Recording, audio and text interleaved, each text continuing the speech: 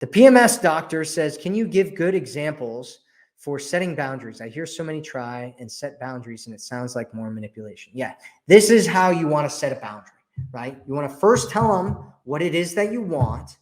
You want to tell him what the boundary is, and then you want to ask him whether he agrees with it, right? So it sounds something like this, right? So let's say that he's trying to convince you to show up at his place for a booty call, right? And you just started dating or something like that.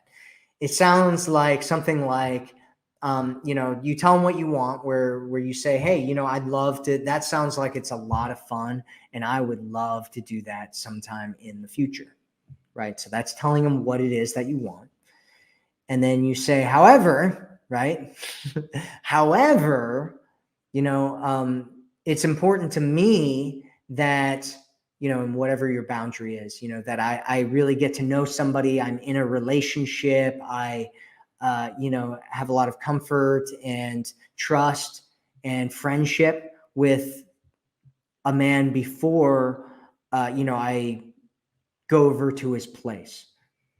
And then you ask if he agrees. How about we meet for lunch sometime this week instead, right?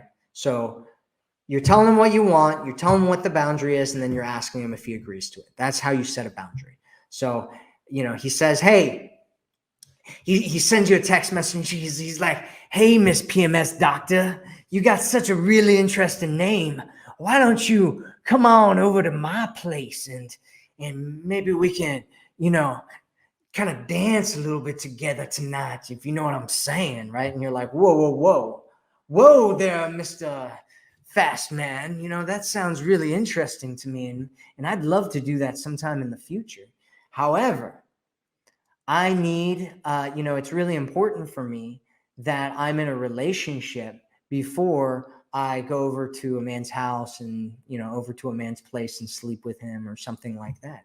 How about, we meet up for lunch sometime this week instead, right? That's it. PMS doctor. Does that make sense? So, there's an element of, if you don't do this, it's kind of over, but at the same time, you're serious about it, right? This is actually like your boundary. You're saying, hey, I value myself. I look at myself and I say that my time and my life and my body and my attention, my love, my commitment, all of that is really valuable. And if you want to be with me, then you need to go this other path, right? And so it's one of the things I talk about, especially in my Forever Woman program. I talk about this idea of shining a light, right? Shining a light towards the relationship that you want, and then allowing a man to take you there. That's what you do when you shine a light. Hey, I'd love to do this at some point in the future, right? You're telling him that because you don't want to make him think that you're totally rejecting him. Instead, you're like, hey, that sounds like a lot of fun. Like really it does. It sounds like a lot of fun. I'd love to do that at some point in the future. However, it's really important to me that I'm in a relationship first, right? And here's one of those things where a lot of women kind of freak out about that thing because they're worried about what a guy is going to think of them because they're being honest about what it is that they actually want.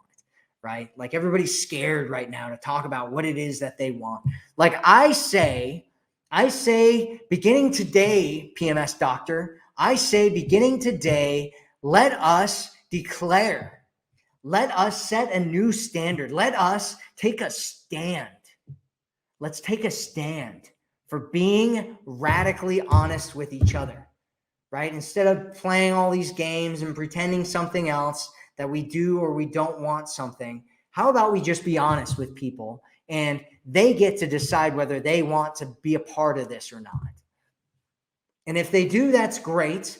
And if they don't, good luck in life, right? And stop trying to, play games with each other and manipulate each other into being into the kind of relationship that you want to have, and taking the guy and being like, okay, well, there's just one guy and I'm going to wrap him up into a bow and, dress him up like he's a Ken doll and put him on my mantle so everybody can walk by and look at him. And instead being like, hey, I'm going to accept you and love you for exactly who you are. But that doesn't mean that you get to be in my life. You only get to be in my life if we're growing in the same direction, if we're going in the same way. And if we're not, cool, that's great. I'm sure that you will find somebody else just like I will, and having an abundance mindset instead of being in this world of scarcity, because it's all that scarcity that makes us want to manipulate other people and control them and force them and hurt them and all that kind of stuff. Right? And so let's get out of scarcity. Let's get into valuing ourselves. Let's get into loving ourselves. And let's hold a new standard for ourselves and the people who come into our lives. And finally that we are only going to accept people who want to exhibit high-class behavior around us. Let's be high-class people. Let's do it. Let's all do it. Let's do it.